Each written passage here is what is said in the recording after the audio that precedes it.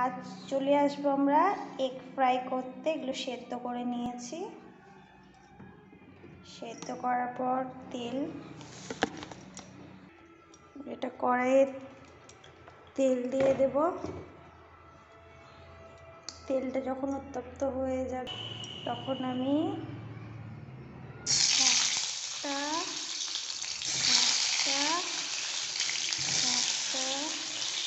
একটা করে ডিমগুলো দিয়ে দেবো। তারপর এই পাশ করে দেবো, নাড়িয়ে চাড়িয়ে। দেখো ফ্রাই হয়ে গেছে।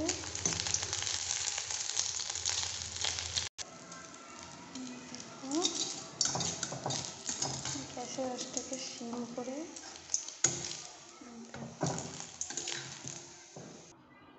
ফ্রাই হয়ে যাবে আমাদের একটা। আমি মশলা দিয়ে দিলাম। মশলার পর এই এগ ফ্রাইটুকু দিয়ে দেবো, নাড়িয়ে নেবো।